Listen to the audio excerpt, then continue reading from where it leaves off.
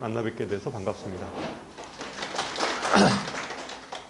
자, 오늘 주제는 그냥 수학공부법의 정석, 그래서 우리 학생들이 어떻게 공부하는 게 좋을지 이것에 대해서 제가 말씀을 드릴 텐데, 오늘 그 강의가 아마 오늘 저녁이나 내일 아침 되면 올라갈 거예요. 그래서 사실은 이 강의는 이제 어머님들도 보시면 좋겠지만 사실은 아이들이 들어야 되는 얘기죠.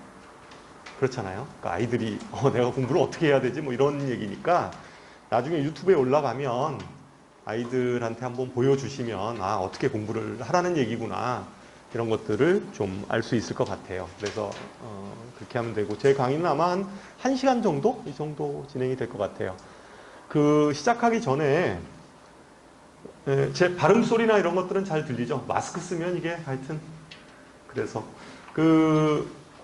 일단 호구 조사를 좀 해볼게요. 초등 어머님 한번 좀 들어보세요. 초등. 중1, 중2, 중3, 중3도 있고, 고1, 고2. 손 드신 거예요, 지금? 아니시죠? 고3. 그러니까 지금 다 초등 아니면 중등이에요. 그래서 그냥 거기에 맞춰서 제가 말씀을 드리도록 하겠습니다. 지금 재원생 어머님 한번 손 들어보실래요? 재원생?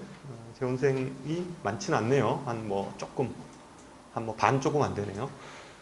저희 학원 좀 소개시켜 드리면, 간단하게 이건 넘어갈게요. 저희 학원은 98년도에 개원을 했어요. 지금 24년 됐습니다. 학원은 24년 됐고, 매년 저희가 거의 한 300여 명의 학생들이 대학에 입학하고 있고요. 그 다음에 주로 이렇게 의대라든가 이런 데도 매년 거의 한 10명 정도 매년 이렇게 보내고 있습니다. 그러니까 주요 대학에 있어서 의대를 이렇게 보내고 있습니다. 저희 학원의 좀 기본적인 컨셉은 좀 기본적으로 수학 수업을 좀 대입의 관점에서 저희가 시키려고 노력을 하고 있어요. 그러니까 가장 중요한 건 선행을 하건 뭐를 하건 간에 이게 대입 때문에 하는 거잖아요. 그래서 좀 성공 대입의 입장에서 아이들을 어떻게 교육할 것인가에 대해서 고민하고 있고, 그 다음에 기본적으로는 좀 이렇게 좀 보여주기식의 교육을 저희는 하지는 않습니다. 그래서 학생들이나 어머님들이 기분 나쁠 수도 있는데 아닌 건 아니잖아요. 그죠? 그래서 그 길을 뚫고 가야지만이 어쨌든 아이들이 대입에서 성공을 하기 때문에 어머님들한테 이렇게 막 보여지기식으로 이렇게 테스트 보는데 시험 쉽게 내가지고 점수 막 부풀리고 이러지는 않습니다. 일단 오늘 주제는 수학 공부법인데요. 첫 번째 주제는 혹시 오늘 강의에서 오늘 그 주제에서 꼭 듣고 싶은 얘기 있으세요? 궁금한 거, 수학에 대해서 있으시면 얘기하시든가, 아니면 끝나고 나서 혹시 제가 빠뜨린 게 있으면 얘기를 해주세요. 첫 번째, 어머님들이 초등 어머님들이건 중등 어머님들 간에 선행을 과연 해야 되느냐, 이 문제에 대해서는 누구나 다 질문을 하세요. 그 다음에 또 한 가지는 어디까지 그러면 선행을 해야 돼? 이런 질문을 하세요. 선행을 해야 되나요? 이거 선행해야 되나요? 말아야 되나요? 이제 이 부분인데, 우리 주변에 보면 많은 학생들이 선행을 하고 있어요. 많은 학생들이 선행을 하고 있고, 선행이 그렇다고 해서 불필요한 거는 아닌 것 같아요. 근데 이것도, 선행의 문제도 사실은 어떻게 뻔한 얘기인지 몰라도 학생에 따라서 완급을 조절해 주지 않으면 오히려 선행이 부작용이 될 때도 있고요. 어떤 학생은 선행이 도움이 될 때도 있고, 이렇게 돼요. 그래서 그거를 어머님들이 좀 잘 판단을 하셔야 돼요. 실제 수학 공부를 할 때 무조건 선행을 하니까 무조건 선행이다, 이게 아니라 실제 우리 아이의 상태가 어떠냐에 따라서 선행의 속도나 이런 것들을 조절해 줄 필요가 있다는 게 첫 번째 얘기예요. 그러니까 선행학습에 대해서는. 근데 선행은 보통 지금 보면 이게 이제 고등학교 1학년 고등학교 과정에 대해서 설명을 하는 거예요. 우리가 선행을 한다라는 거는 사실은 초등학생이건 중학생이건 선행을 한다라는 것은 고등학교 과정을 그러니까 다 대입의 관점이거든요. 빨리 고등학교 과정 부분을 좀 그래도 한번 쭉 훑어놓고 그 다음에 본 게임에 들어가겠다 이제 이 생각을 하시는 건데 그 관점에서 봤을 때 그 고등학교 때 배우는 내용은 요거예요. 고등학교 1학년 때 수학 상하 이건 다 아실 거고요. 그 다음에 일반 선택 과목이 수원, 수투, 미적분, 확률 통계 이게 일반 선택이고요. 그 다음에 진로 선택 과목이 기하예요. 이렇게 나눈 이유는 진로 선택 과목은 성적 평가를 할 때 A, B, C 이렇게 3단계로 평가를 해요. 3단계로 A, B, C 이렇게 3단계로 평가해요. 물론 2025년도에 고교 학점제가 실시가 되면 이런 진로 선택 과목은 5단계로 평가를 해요. A, B, C, D, E 이렇게 하는데 지금 현재는 이 진로 선택 과목은 3단계예요. 3단계 A, B, C. 그러니까 웬만하면 이 기하라는 과목 있잖아요. 이 과목은 웬만하면 이과 아이들이 선택해요. 문과 아이들은 이거 안 듣습니다. 이과 아이들이 선택하는데 요거는 ABC로 평가를 하기 때문에 선행에 있어서 크게 이렇게 부담이 되는 과목은 아니에요. 학교에서도 웬만하면 A를 주려고 해요. 그렇잖아요. 이거 B 맞으면 약간 치명적이거든요. 그러니까 학교 입장에서도 A를 대략 한 그래도 뭐 한 20%, 30% 정도까지는 A를 주려고 노력을 해요. 그러니까 문제가 그다지 어렵지 않아요. A는. 그래서 기하라는 과목은 사실은 우리가 선행을 할 때 크게 확인은 해야 되는데 여기에 너무 힘을 뺄 필요는 없어요. 여기에 힘을 뺄 필요가 없죠. 그러니까 주로 이제 우리가 해야 될 것은 요 과목들 공통 과목하고 1학년 때 배우는 공통 과목하고 그다음에 일반 선택 과목 요게 좀 이게 등급 평가니까 좀 요 부분에 좀 집중을 해서 우리가 선행을 해야 되겠죠. 뭐 이 정도 생각하고 그 다음에 수능 과목이에요. 수능은 어떻게 보냐면요. 참고로 어머님들 뭐 이것도 아실 텐데 수원, 수투가 공통 과목이고요. 수원, 수투가 공통 과목, 필수 과목이고요. 그 다음에 확통, 미적분, 기하 이 세 개 중에서 하나를 선택하게 돼 있어요. 그죠? 보통은 문과 아이들은 확통을 선택하고요. 일반적으로. 이과 아이들은 미적분하고 기하를 선택하죠. 그런데 이제 선택 과목에 유불리가 좀 생겨요. 이게 한 줄 세우기를 하다 보니까, 그죠? 수학을 뭐 확통끼리 성적 산출하고 이러지 않고요. 이걸 한 줄 세우기를 해요. 그러다 보니까 그 공식을, 그 한 줄 세우기 했을 때 그 한 줄 세우기 공식에 요 수원수투에 대한 그 평균 점수 있죠. 평균 점수가 어느 집단이 높냐에 따라서 약간의 유불리가 생겨요. 표준 점수 산출할 때. 그러면 생각을 해보세요. 수원수투 점수가 확률 통계를 선택한 집단보다는 미적분이나 기하를 선택한 집단이 좀 더 높아요. 왜 그래요? 이과 애들이니까. 아무래도 이과 애들이니까 좀 높아요. 그러다 보니까 실제 미적분하고 기하를 선택한 집단이 1등급을 좀 많이 독식을 해요. 상대적으로. 그래서 여기서도 이제 이런 의문이 드는데, 그러면 우리 아이는 문과이기는 하지만, 그러면 미적분이나 기하 선택하게 하면 되겠네. 근데 그렇게 선택하면 공부할 게 좀 많아요. 무슨 얘기인지 아시겠죠? 대신에 공부할 게 많아. 그래서 굳이 그런 선택을 꼭 할 필요는 좀 없어요. 차라리 그냥 확률 통계를 거의 좀 다 맞거나 이래버리면 오히려 더 나을 수도 있어요. 그래서 그거는 좀 잘 선택을 해봐야 돼요. 그래서 뭐 그 정도가 요 고등학교에 대한 어떤 구조예요. 뭐 이건 뭐 많이 아시는 내용일 겁니다. 그리고 또 한 가지는 이런 거예요. 어머님들이 좀 관점을 좀 가지셔야 될 게 선행은 초등학생과 중학생들한테만 시키는 게 선행이에요. 어머님들 그 관점을 꼭 가지세요. 고등학교 올라가서는요, 선행할 시간이 없는 게 정상이에요. 고등학교 올라가선 선행할 시간이 없어요. 그러니까 중학교 때는 그렇잖아요. 뭐 예를 들면 중학교 1학년인데 중학교 3학년 거를 하고 있거나 아니면 뭐 고등학교 1학년 과정을 선행을 하면서도 내신을 챙길 수가 있잖아요. 그런데 고등학교 올라가면 내신 자체가 곧바로 대입과 연결이 돼요. 그렇잖아요. 내신 성적을 가지고 수시도 쓰고 이러니까 이 내신을 그냥 뭐 중학교 마냥, 그리고 중학교 때는 A 90점 이상만 무조건 넘으면 그냥 A였잖아요. 근데 고등학교는 그렇지 않잖아요. 고등학교는 기본적으로 등급으로 이렇게 환산을 한단 말이죠. 고등학교 올라가서는 선행을 해서는 안 돼요. 좋은 내신 성적을 가질 수가 없죠. 상식적으로 생각해 보세요. 그냥 자기 현행만 하는 학생과 학교 다니면서 선행과 현행을 동시에 하는 학생하고 누가 더 이길 가능성이 커요? 내신만 하는 학생이 훨씬 이길 가능성이 크죠. 내신의 입장에서 보면. 그렇잖아요. 그래서 고등학교 올라가서는 선행을 안 시킨다, 이런 게. 그러니까 중학교 때까지, 그러니까 중학교 3학년 겨울방학 때까지 선행을 하는 거고, 고등학교 올라가서는 선행은 방학 때 그냥 한 학기 정도.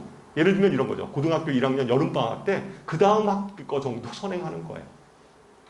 미리 해야 되니까, 그때는. 좀 한번 보고선 다시 또 시작을 해야 되니까. 그러니까 다 모든 커리큘럼이 그렇게 세워져야 되는 거죠. 고등학교 올라가서는 내신에 집중한다. 전략 자체가. 내신에 집중하고, 그 다음에 선행은 중학교 때까지만 하는 거다. 이렇게 생각하시면 돼요. 그런데 고등학교 올라가면 배울 게 1학년 때까지만 해도 그냥 똑같아요. 뭐 수학상, 수학하 이런 식으로 요거만 배우면 되는데 2학년이 올라가면, 보통 2학년 올라가면요, 문과 계열 아이들은 수원, 수투 요 두 개를 해요. 일반적으로는. 근데 학교를 좀 잘못 가면 3개를 해요. 문과 아이들도. 뭐뭐 해요? 수원, 수투, 확통 이렇게 해요. 그러니까 대체적으로는 문과 아이들이 수원, 수투만 하는 학교가 많아요. 분당에 보면. 많은데 수지 지역 같은 데 가면 거기는 문과 아이들도 3개를 해요. 수원, 수투, 확통. 그리고 분당에서도 3개를 하는 학교들이 있어요.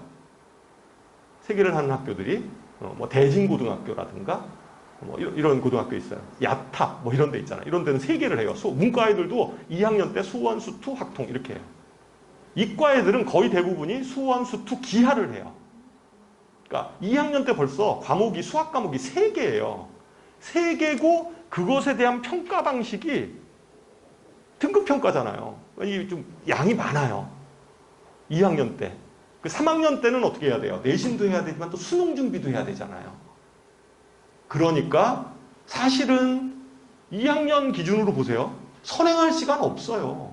아니야, 3개를 해야 되는데 1년 동안? 선행할 시간이 어디 있어요? 그 진도 쫓아가기도 바쁜데. 그렇잖아요. 그럼 1학년 때 이걸 미리 해놓는다? 안 된다니까요. 1학년 때, 그리고 고등학교 내신이 어쨌든 직접적으로 대입하고 연결이 되니까 수학만 하는 건 아니잖아요. 아니, 그렇잖아요. 내신 과목이 수학만 있어요? 아니잖아요. 국어도 해야 되고, 영어도 해야 되고, 뭐 과학도 해야 되고, 사회도 해야 되고, 다 해야 되잖아요. 시간이 없죠. 그래서 우리가 선행을 하는 이유는 이제 고등학교 들어가서를 항상 염두에 둬서 선행을 시키는 건데, 어쨌든 간에 이러한 일정을 보면 필요성은 분명히 인정이 돼요.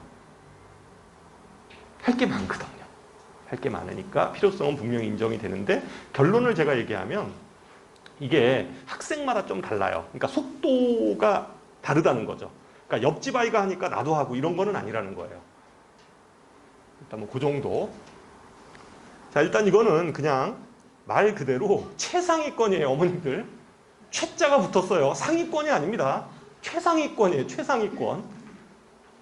최상위권 아이들은 어느 정도로 공부하고 있냐. 그러니까 어떤 애들이냐면 정교권 아이들을 예를 든 거예요. 정교권 아이들의 선행 속도에 대해서 말씀을 드릴게요. 그냥 참고 삼아 말씀을 드리면, 최상위권 아이들은 6학년 졸업 시점에 한 거의 70%는 중학교 3학년 거까지는 끝낸다, 이런 거예요. 요게 그냥 일반적으로 설문조사한 내용이에요. 이 정도 끝낸다. 고등학교 중3 그러면 졸업할 때는 어느 정도까지 가냐? 여기 보면요. 뭐 끝까지 다 가는 거, 기하까지 다 끝내는 학생들도 대부분이 있고요. 대부분이 기하까지 다 끝내는데, 그래도 퍼센트로 보면 여기 수투 있죠. 고등학교 2학년 수투까지 끝내는 비율이 대략 한 60%는 돼요. 뭐 일부 애들은 다 끝내고 들어가죠. 이게 상위권을 얘기하는 게 아니라 최상위권 얘기하는 거예요, 어머님. 최상위권. 너무 이렇게 그러니까 아주 잘하는 애들, 이런 애들은 이 정도 한다. 이 정도 끝내고 간다. 이게 이제 정교권 애들이에요. 정교권 애들. 또는 뭐 이런 애들 있잖아요. 좀 뭐 과고나 영재고나 이 정도 하는 아이들. 물론 영재고는 선행을 안 시키죠. 안 하는데 보통 영재고 시험 끝나고 나면 그 아이들은 그래도 빨리 확 돌려가지고 여기까지 끝내버려요. 미적분까지 한번 돌려요. 그리고선 들어갑니다. 학교에. 왜냐하면 그 학교 가면 기숙사 생활해야 되니까 자기주도 학습을 좀 많이 해야 될 거 아니에요. 그러니까 한번 끝내놓고 들어가죠, 아이들이. 그래서 어쨌든 최상위권 아이들의 그 진도 속도는 대략 이렇다. 약간 저기 뭐야, 히터를 좀 안 더우세요? 좀 덥죠? 하나 끄든가 뭐. 진도 목표는 이 정도 참고 삼아 제가 올린 거고요. 이것도 너무나 당연한 얘기인데, 자, 수학을 잘해야 좋은 대학을 가요. 이 표는 어떤 표냐면요. 국어를 1로 봤을 때 수학의 비중이에요. 국어를 1로 봤을 때 수학의 비중입니다. 예를 들어서 서울대를 목표로 하면 국어가 1이라고 하면 수학이 1.2예요. 문과도. 문과, 인문계열이 그렇다는 거예요. 자연계열 같은 경우도 뭐 수학은 뭐 이렇게 똑같아요. 서울대는 워낙 이제 전과목을 다 잘해야 되니까 그런 거고, 문과 같은 경우는요, 쭉 보면 대략 국어하고 수학의 비율이 거의 똑같아요. 그죠? 아니면 조금 낮거나 아니면 조금 높거나 그 정도예요. 그러니까 뭐 크게 이렇게 비중 부분이 그렇진 않아요. 어떤 대학은 성균관대 같은 경우는 한 재작년인 경우는 수학의 비중이 좀 커졌는데 좀 많이 다운시켰어요. 학교별로 조금씩 이제 이게 아무래도 이과 아이들이 독식을 하다 보니까 1등급을 수학의 비중을 좀 이렇게 좀 줄이는 그런 경향은 있어요. 근데 자연계열은 역시 쭉 보면 어쨌든 수학의 비중이 대단히 높죠. 아주 높은 데 같은 경우는 뭐 한양대 이런 데는 1.7이에요. 거의 뭐 1로 봤을 때 1.7까지 이렇게 보니까 꽤 높죠.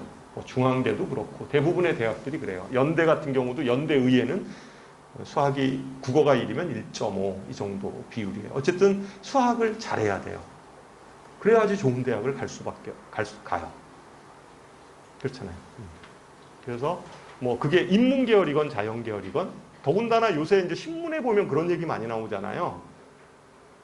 이과 애들이 상대적으로 지금 수능이 문과 따로 이과 따로 이렇게 성적 산출하지 않고 한 줄 세우기를 하잖아요. 똑같은 과목을 봤으면 그냥 똑같은 한 줄 세우기예요. 문과 이과 나눠서 성적 산출하지 않아요. 한 줄 세우기를 하니까 수학 같은 경우는 이제 뭐예요? 이과 애들이 훨씬 좀 등급이 높은, 문과 애들보다 높은 등급을 받게 되는 거예요. 그러니까 만약에 수학 비중이 높은 대학들 있잖아요. 이런 데는 이과 애들이 막 지원을 하는 거죠. 그럴 수 있잖아요. 그러니까 예전에 성대 같은 경우가 이제 그랬어요. 이 수학 비중이 이렇게 높아가지고 한 1, 2년 전 얘기예요. 그러니까 높아가지고 그때 이제 성대 같은 데 많이 지원을 하죠. 근데 지금 조금 약간 좀 줄여놓은 것 같아요. 어쨌든 뭐 결론은 수학을 잘해야 된다. 이건 다 아시는 얘기일 거고. 그 다음에 지금 저기 페이지에 이 부분이 좀 빠졌고요. 거기 보면 여기 입체도형 여기 빠졌고 피타고라스 정리 확률 요거 빠졌죠. 그게 좀 인쇄 과정에서 왜 오류가 났는지는 모르겠어요. 저도 오늘 아침에 발견해서 원래 여기는 있는데 그 부분이 빠져 있네요. 여기 상관관계도 빠져 있죠. 빠져 있어요.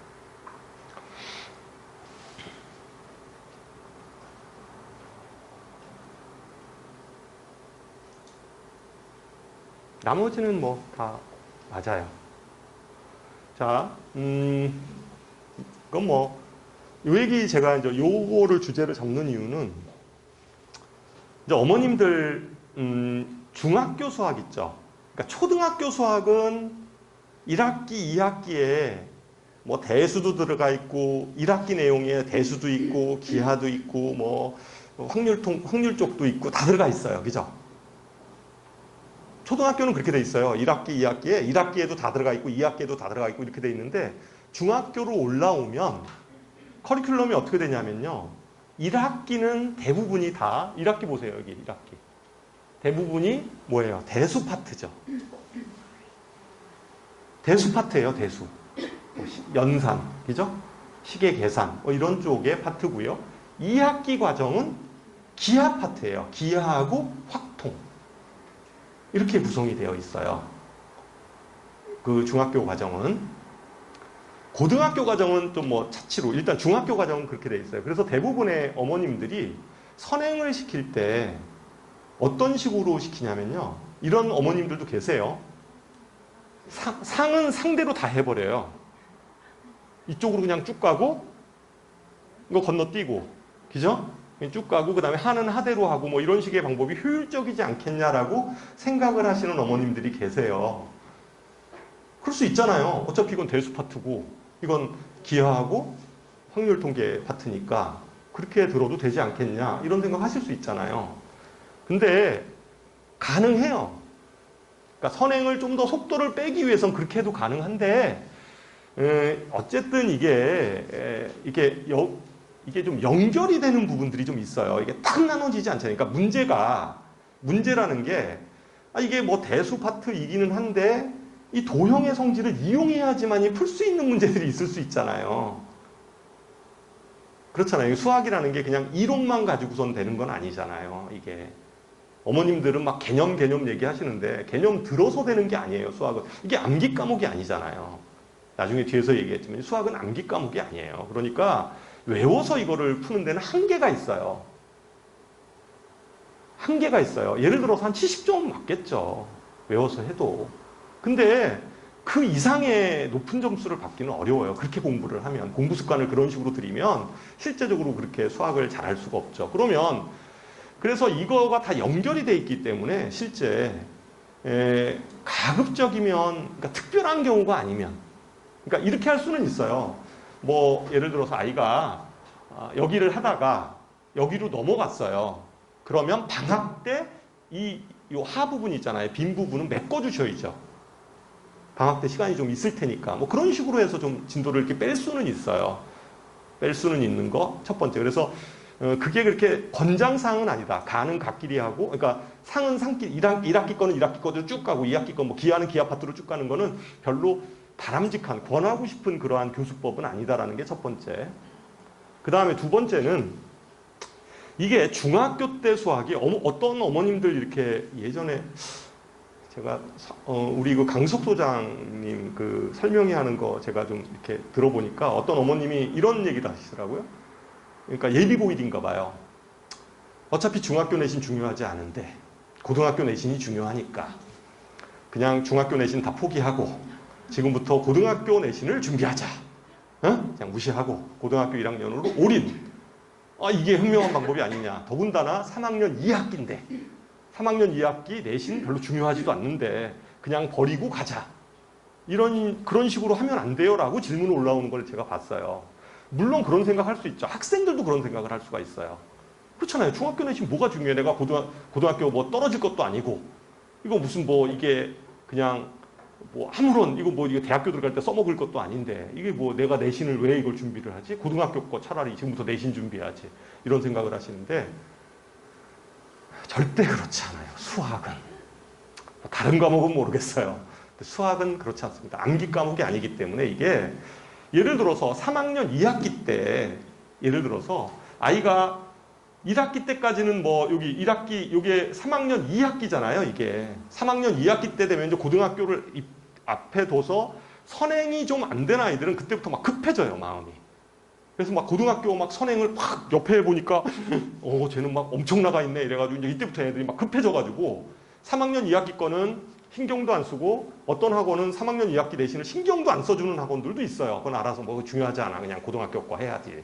고등학교 내신 중요하지. 중학교 거 중요해? 뭐 이래가지고 하는 학원들도 일부 있는데 그렇지 않아요. 왜냐하면 여기서 나오는 삼각비 있죠. 이거 제대로 잘 안 돼 있으면 나중에 여기 가서 삼각함수 절대로 안 돼요. 그 다음에 여기 원의 성질 있죠. 이 원의 성질 안 되잖아요? 그럼 여기 도형 이런 거 있잖아요. 도형의 방정식.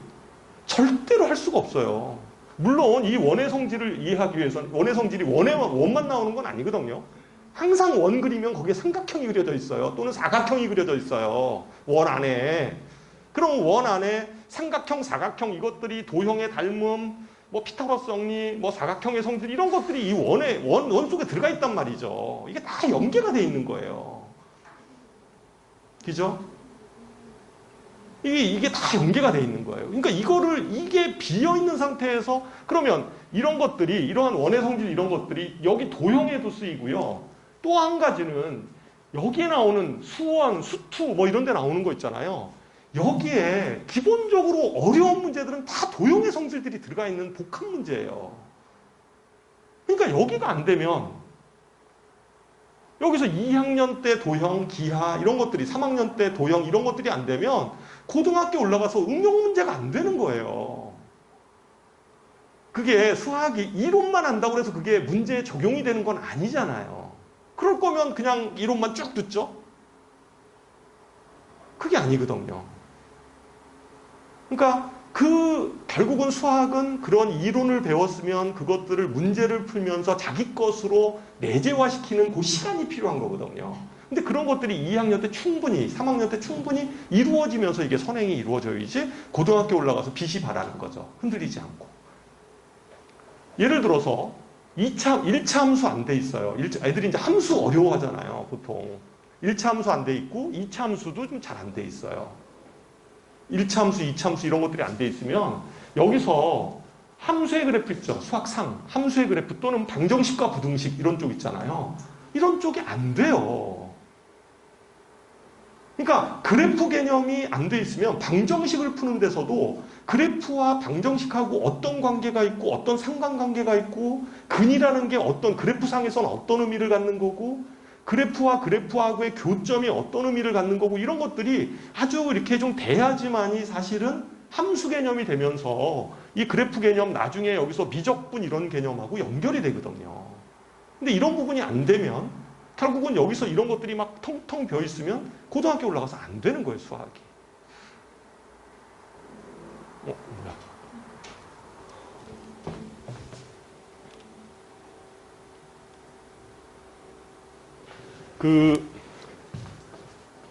그래서 그리고 어머님들 그러니까 이게 다 연결이 돼 있다는 거죠.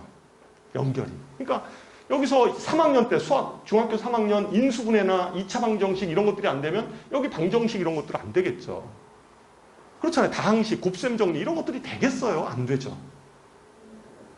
중학교 것이 잘 연습이 안 되는데 고등학교 그 더 복잡한 식들이 이해가 안 가는 거죠. 그러니까 애들이 고등학교 1학년 1학기 여기 수학상 딱 나가는 거 보면 여기가 안 돼 있으니까 여기부터 이제 막히는 거예요. 어려워지는 거죠. 이게 무슨 얘기인가. 모든 게 다 이렇게 응용이 안 되는 거예요. 이게 다 연결이 돼 있는 거죠. 그래서 우리가 무조건 속도만 낸다고 좋은 건 아니라는 거죠. 여기서 중요하게 해야 되는 부분들이 있는 거예요. 뭐 여기서 2학년 과정에서 도형의 닮음, 그 다음에 사각형의 성질, 뭐 피타고라스 정리, 뭐 이런 것들 있잖아요. 이거 뭐 다 쓰이는 거잖아요. 이런 것도 아주 잘 돼 있어요. 뭐 삼각형의 성질. 그러니까 사실은 2학년, 3학년 때 이 도형 있죠? 이건 굉장히 중요한 도형이에요. 이때 공부를 하지 않으면 고등학교 과정이 다 펑크가 나요. 그렇잖아요. 이게. 근데 단순하게 이론뿐만 아니라, 물론 이제 어떤 아이들 보면 이론도 잊어버리는 경우들도 있는데, 그건 이론의 문제가 아니에요. 그 이론은 알아요. 뭐 예를 들면, 원주각과 중심각화의 관계 얘기하면 다 알아요. 근데 문제를 풀 때 그게 안 보이는 거죠. 이거를 중심각하고 원주각화의 관계를 이용해야 되고, 원에 내접하는 사각형의 성질에서 뭐, 그런 것들이 눈에 보여야 되는데 그런 것들을 활용해서 문제를 풀 수 있어야 되는 건데 그런 것들이 충분히 연습이 중학교 때 안 되다 보니까 이게 고등학교 올라가서 안 되는 거예요. 그래서 이제 그런 부분 그리고 결과적으로 그 다음에 나머지 고등학교 1학년이 끝나는 나머지 수원, 수투, 미적분 여기 보세요. 어머님들 이거 아마 처음 이제 이렇게 그냥 단원 이름을 가지고 보는 여기 보세요. 함수죠. 뭐 수열은 좀 뭐 다른 개념이지만 이것도 뭐 어쨌든 함수죠. 다 함수예요. 미적분. 함수입니다. 함수잖아요. 해석화. 응? 다 함수예요. 결국은 근데 그 함수가 그러면 이 함수만 열심히 하면 되겠다. 아니 그게 아니라 여기서 이제 이 모든 뭐 도형의 성질 이런 것들이 다 여기에 녹아 들어가 있는 거예요. 뭐 극한 문제를 풀 때 도형의 성질을 이용해서 중학교 때 배웠던 도형의 성질들을 이용해서 뭐 극한 문제를 해결한다든가 응용 문제지죠. 다 응용 문제들이에요. 그런 응용 문제들은 이런 것들이 이제 집대성돼서 여기서 막 움직이게 되는 거죠. 그래서 우리가 이 연계성 부분, 그러니까 이게 무조건 어머님들이 수학이라는 과목이 막 선행만 그냥 막 진도만 나간다고 안 되는 거 아시잖아요. 그게 왜 안 되냐면 이런 연계성 때문에 그래요. 그렇게 해서는 좀 곤란하다. 그죠? 그건 뭐 어떻게 하자는 얘기야? 그 얘기는 제가 좀 얘기를 할게요. 뒤에서 그럼 어떻게 해야 될까?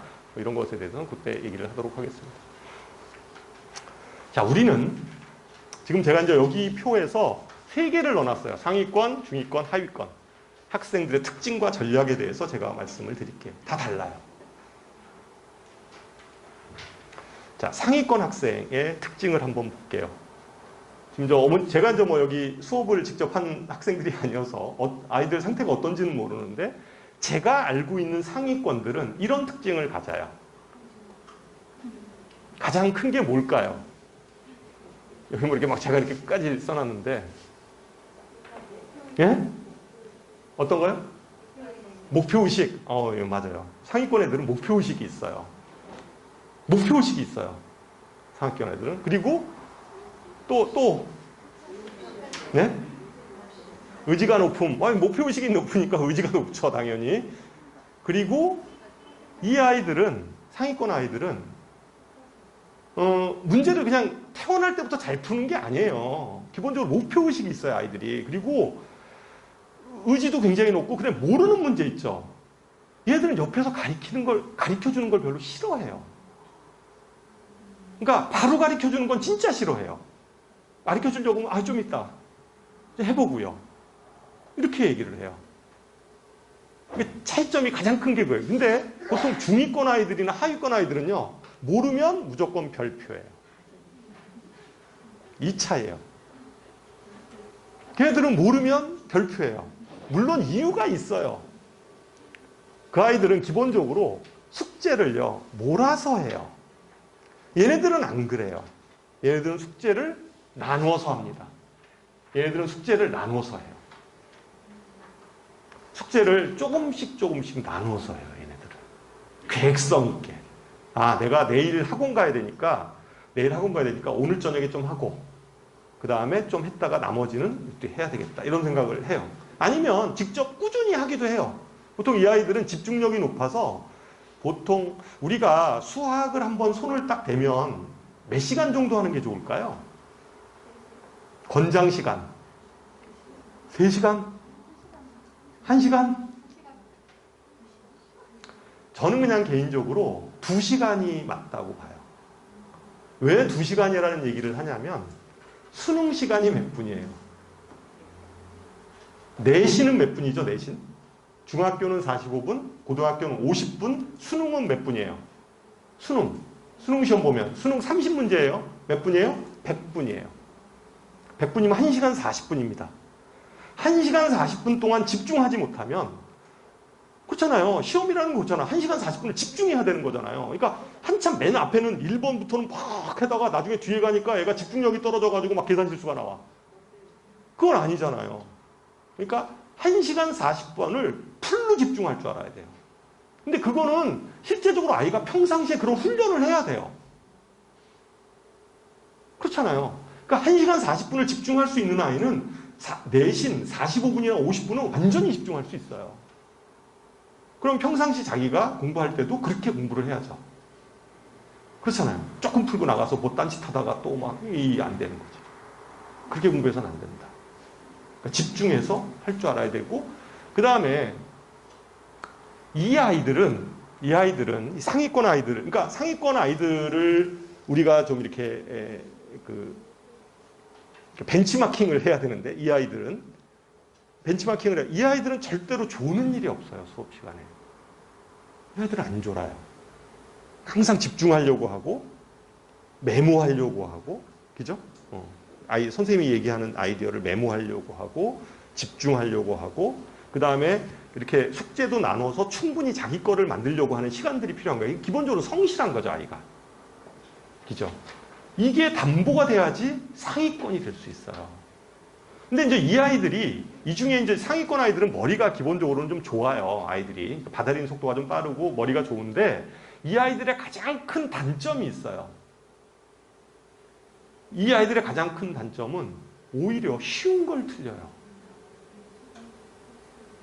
제가 이렇게 보면 그래요. 이 아이들은 쉬운 걸 앞장에서 틀려요. 암산하다가. 아니면 오히려 얼토당치도 않은 개념을 놓치는 경우들도 있어요.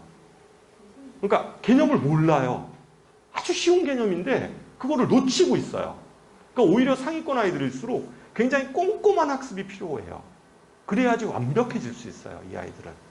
그러니까 오히려, 우리 아이가 좀 상위권 아이들이면, 물론 이제 아까 학습 습관이나 이런 것들을 잡아주는 것도 중요하고, 또 그렇게 하고 있을 거예요, 아마. 그렇게 하고 있을 텐데, 오히려 이런 아이들은 좀 꼼꼼함 이런 것들이 필요하고, 나중에 뒤에 가면 알겠지만, 이 아이들은 좀 더 완벽해져야 돼요. 그러니까 완벽해진다는 건 뭐냐면, 이런 거죠. 어떤 한 문제를 풀었을 때, 아까 얘네들은 이제 자기 혼자 이렇게 뭔가 풀고 성취하는 거를 굉장히 좋아하는데, 우리가 이런 거예요. 한 문제를 30분 시간 걸려가지고 푼 건 의미가 없잖아요. 아니면 어떤 풀이 과정이 막 한 20줄이야. 보니까 막 20줄이 빽빽하게 막 뭐가 써 있어. 근데 우리가 봤을 땐, 야, 넌 진짜 대단하다. 저는 그렇게 대단하게 보지 않아요. 20줄에 풀 거를 10줄에 줄여야 되고요. 10줄에 풀 걸 5줄에 풀어야죠. 왜냐하면 시간에서 푸는 거잖아요. 시간 내에 푸는 거잖아요. 이게 지금 무슨 어떤 한 문제를 가지고 무슨 경시대회 하고 있는 거 아니잖아요. 그러면 실제 그 제한된 시간에 풀려면 어떠한 문제에 대해서 좀 더 효과적인 방법들을 아이들이 습득을 해야 되는 거죠. 그거는 꼼꼼함에서 그러니까 이런 아이들은 답만 그냥 딱 맞추고 끝나는 게 아니라, 그러니까 우리가 이제 보통 문제집을 풀다 보면 이제 채점을 하잖아요. 답이 맞았으면 그냥 답이 넘은 대로 맞았네 이렇게 넘어가는 게 아니라, 분명히 자기가 풀었던 문제 중에서 좀 굉장히 헷갈리거나 굉장히 복잡하게 푼 문제들이 있을 거예요. 확인해야죠. 그게 선생님한테 확인을 하건 아니면 답안지를 보고선 자기 답안하고 비교를 하건 간에 어떤 방법이 효과적인지를 확인해야 되는 거죠. 그래야 되는 거죠. 그렇게 확인해서 그런 것들이, 그래서 보통 보면 이런 상위권 아이들도 무조건 풀었던 문제는 안 풀어 이게 아니라, 풀었던 문제집은 다시 풀면 안 돼 이게 아니라, 풀었던 문제집에 보면 반드시 이렇게 체크가 돼 있어요. 그러니까 보통 보면 공부 잘하는 아이들은 다 이렇게 거기가 아주 꼼꼼하게 정리가 돼 있어요. 그러니까 오답 노트를 꼭 작성해야 되고 이런 거는 저는 그렇게 별로 중요한 문제가 아니라고 봐요. 그러니까 오답 노트를 꼭 노트에다가 작성하고 그게 아니라, 오답이라는 건 틀린 문제를 다시 확인하고 자기 거를 만드는 과정이잖아요. 그러니까 그게 그냥 예를 들면 책이 옆에 공간이 많으면 그냥 거기다 만들면 되거든요. 근데 문제는 그것들이 한 번 봐서 끝내는 게 아니라 문제집을 최소 2회독, 3회독을 해야 된다는 거죠. 그렇잖아요. 거기에 예를 들면 세모침 문제라든가 별표침 문제라든가 틀린 문제 이런 것들은 반드시 다시 풀어봐야 되는 거잖아요. 근데 한 번만 풀어보는 게 아니라 또 일정 시간이 지났을 때 다시 한 번 해봐야 되는 거죠. 그리고 거기에 사실은 자세한 메모가 돼 있어야 되는 거죠. 내가 이걸 왜 못 풀었는지 이런 거 있잖아요. 거기다 이렇게 쓰면 되지. 멍충이. 내가 왜 너 왜 이 생각을 못해? 이런 것들이 써 있어야 되는 거죠. 근데 다음번에 또 풀었는데 또 못 풀었어. 그러면 거기다가 구제불능이다. 야, 또 생각을 못하니? 이런 식의 내용들이 꼼꼼하게 메모가 돼 있어야 되는 거죠. 완벽해져야 돼요. 그래야지 얘네들이 100점을 맞죠. 수능에서. 상위권이잖아요. 근데 그러면 중위권 아이들은 어때요? 상위권 아이들을 배워야 되는 거죠. 이렇게 학습하는 부분들을 배워야 되는 거예요. 자, 중위권 아이들을 보면요. 중위권 아이들의 특성입니다. 중위권 아이들의 특성은, 자, 보세요. 눈에 딱 들어오는 게 뭘까요? 가장 큰 거. 아니, 이거 뭐 글씨 크기하고는 상관없어요. 글씨 크기하고는 상관없는데, 중위권 아이들은 당일 숙제가 많아요. 학교 가서 해요. 학교 가서 뭐 쉬는 시간이거나 아니면 하여튼 뭐 다른 시간이건 간에 그때 해요. 당일 숙제라. 그러니까 보통 보면 아까 상위권 아이들은 그날 공부를 하면 나눠서 한다고 그랬잖아요. 그날 웬만큼 해요. 집에 가서. 그리고 나머지를 뭐 그 다음날 하거나 다 못하면 이렇게 좀 나눠서 이렇게 해가지고 수업을 듣고 나면 바로 이게 복습이 이루어지니까 머릿속에 남는 게 많은 거예요. 근데 이 아이들은 학원 갔다 오면 저희 학원 같은 경우는 이제 하루가 지나죠. 하루가 지나고 그 다음날, 그러니까 월수금이면 월요일날 이제 배웠어요. 집에 가서는 이제 그냥 가방 탁 던져놓고 딴짓을 하다가 아니면 그 다음날, 그 다음 숙제를 뭐 하거나 뭐 하여튼 그러다가 수요일날 당일 되면 숙제가 있지. 그러니까 학교에서 하기 시작해요. 아니면 쉬는 시간에 해요. 그러다 보니까 시간이 얘네들은 없죠. 숙제는 해야 되고. 그러니까 막 별표예요. 풀 수 있는 것만 빨리빨리 푸는 거예요. 나머지는 다 별표죠. 별표. 그리고 이 아이들은 시험 때만 해요. 공부를 반짝. 시험 때만 공부하는 아이들은 중위권일 수밖에 없어요. 시험 때만 열심히 하죠. 기본적으로 성실해요. 그렇다고 해서 뭐 아주 불성실한 건 아니에요. 그러니까 항상 숙제 완성도는 아무리 많아봐야 80%예요. 어려운 건 다 별표예요. 다 별표. 그러니까 이게 평상시에 어려운 문제들을 고민하고 풀고 이러는 과정 속에서 문제 해결력이 생겨야 되는데 그게 뭐 초등학생이건 중학생이건 간에 그런 것들이 생겨야 되는데 그런 과정이 없는 거예요, 아이들이. 그러니까 점점 내용은 알진 몰라도 그러니까 설명을 하면 알아듣죠. 선생님이 설명을 하면 알아들어요. 근데 본인이 풀려면 안 풀리는 거죠. 기본적인 건 풀겠죠, 물론. 근데 조금만 어려워지면 그때부터는 이제 안 되는 거예요, 아이들이.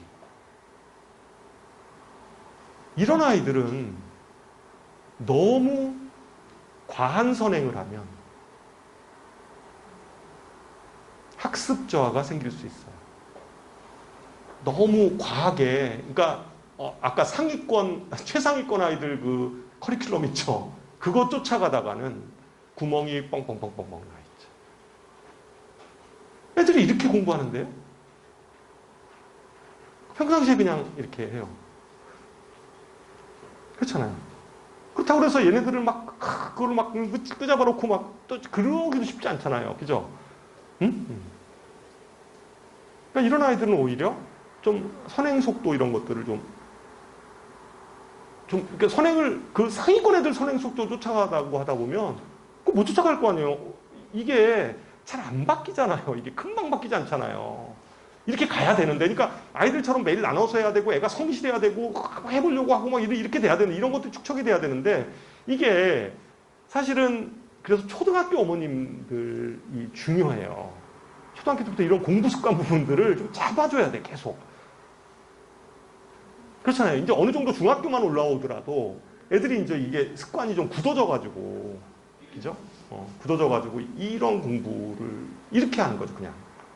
이렇게 하다 보니까 기본적으로는 성실해요. 그러니까 학교 시험 보면 그래도 90점 나와요, 이런 애들. 안 나오는 건 아니에요. 근데 문제는 이 아이가 고3이 돼서는, 그리고 고등학교 올라가서는 한계가 이제 보이기 시작하는 거죠. 왜냐하면 중학교 때는요, 제가 이제 이런 생각을 해봤어요.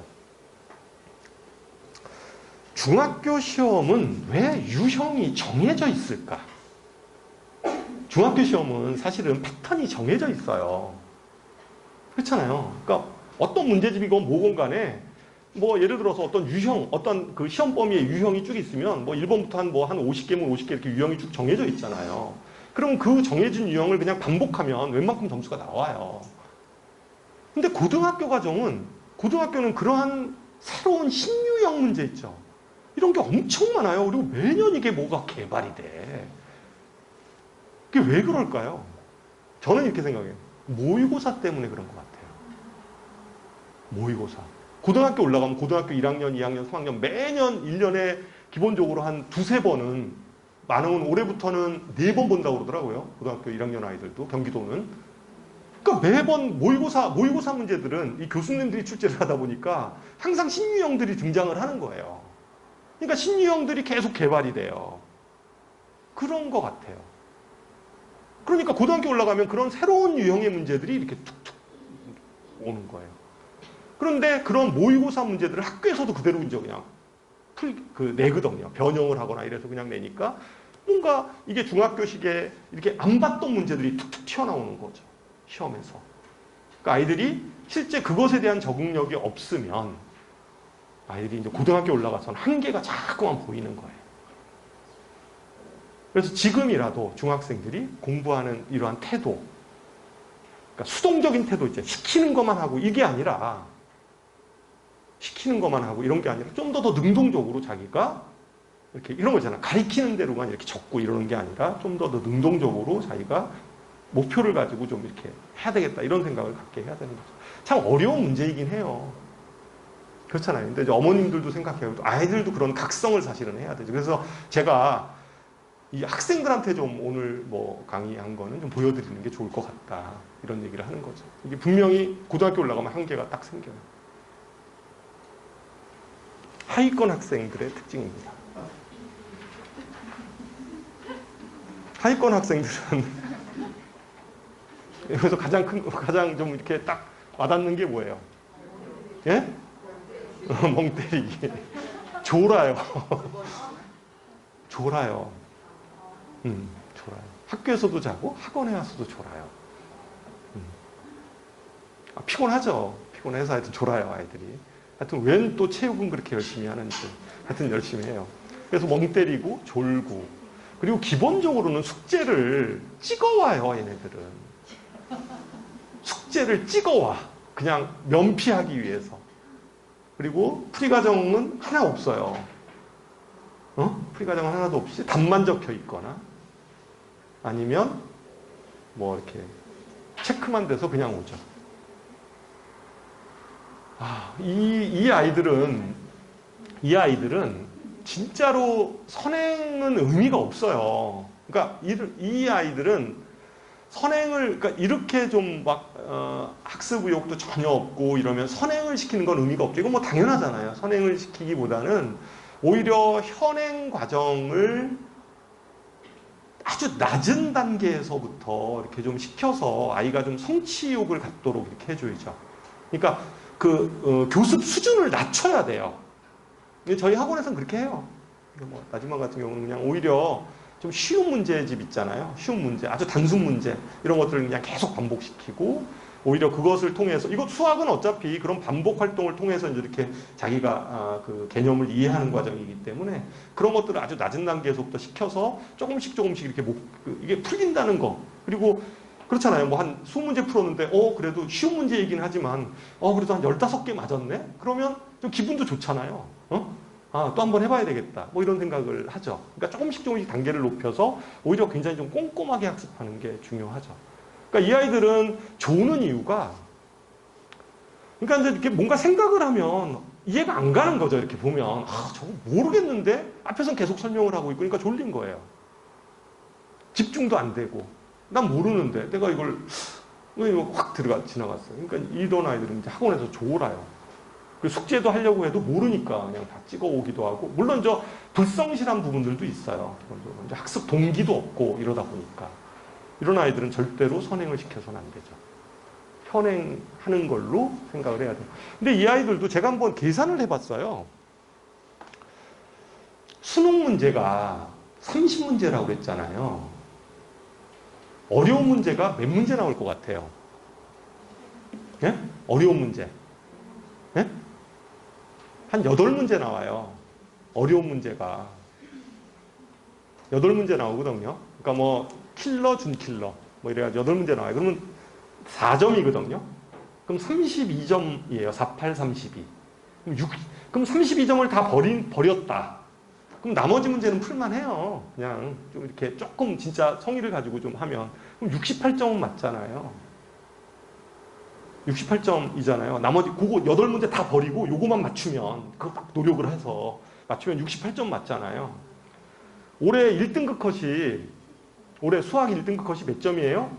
한 85점 정도 전후인 것 같아요. 1등급 것이 미적분 기준에서. 그러면 85점하고 68점의 차이는 아주 큰 것 같진 않잖아요. 그래도 노력하면 할 수 있어요. 이 아이들은 오히려 어려운 건 다 그냥 어차피 좀 뭐라 그러죠? 가성비가 떨어지죠. 그거 열심히 해가지고 막 맞출 것도 아닌 것 같아. 그럼 오히려 기본적인 것들을 충실히 연습을 시켜서 수학의 점수를 확보해야죠.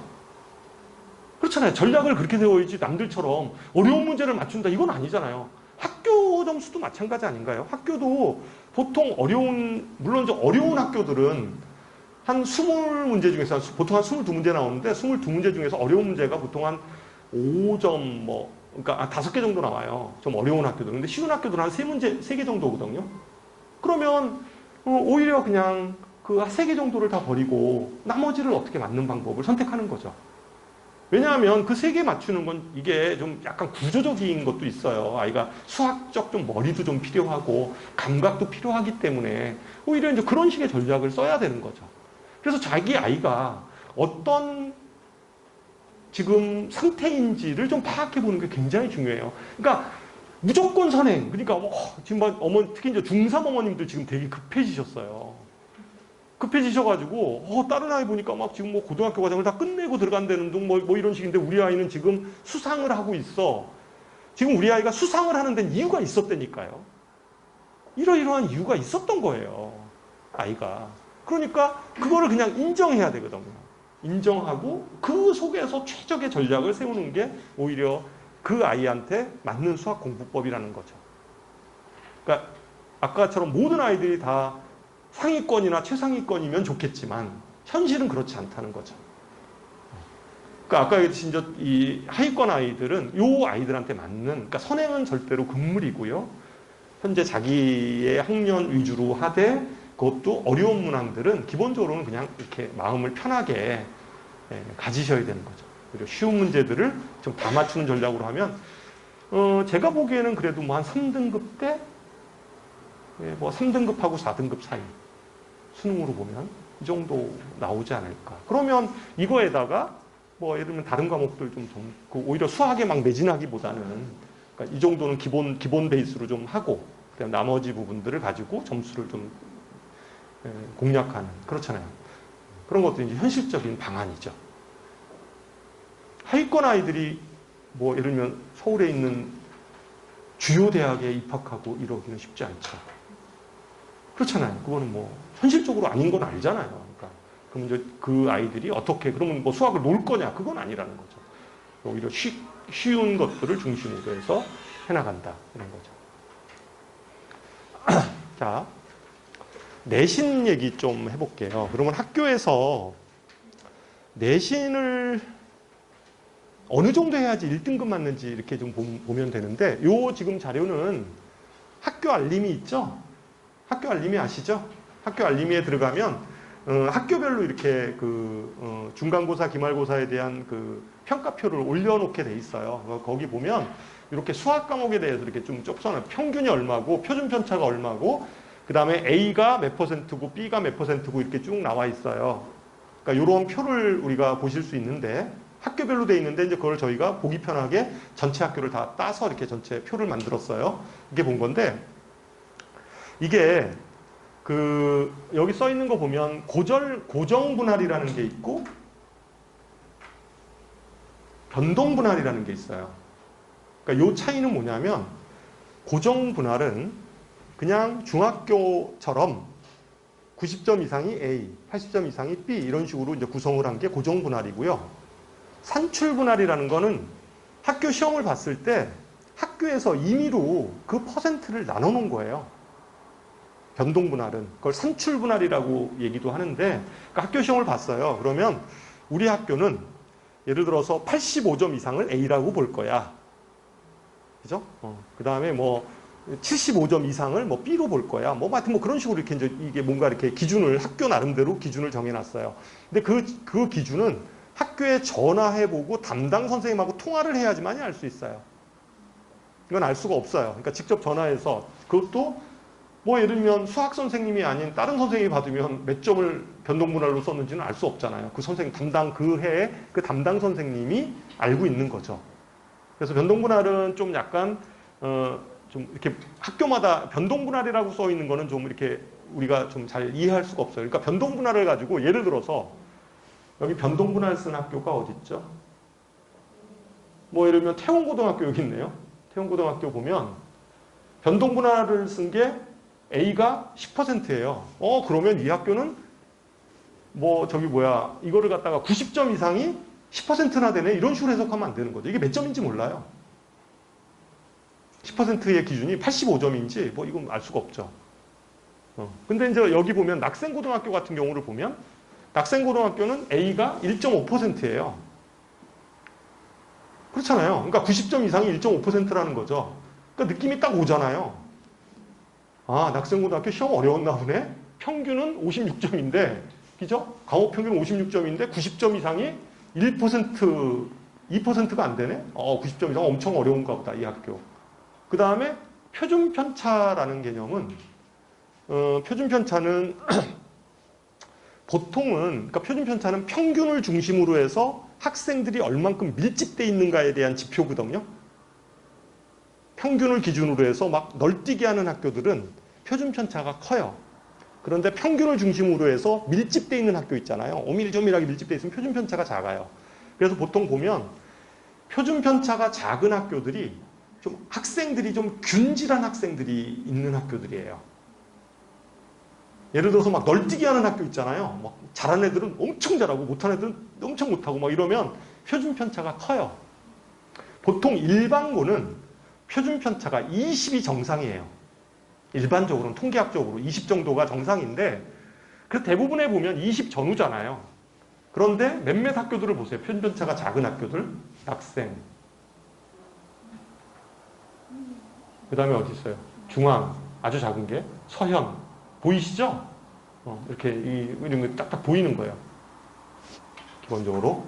그런 학교들이 기본적으로 표준편차. 이거는 좀 이렇게 애들이 좀 밀집되어 있는 그런 집단이에요.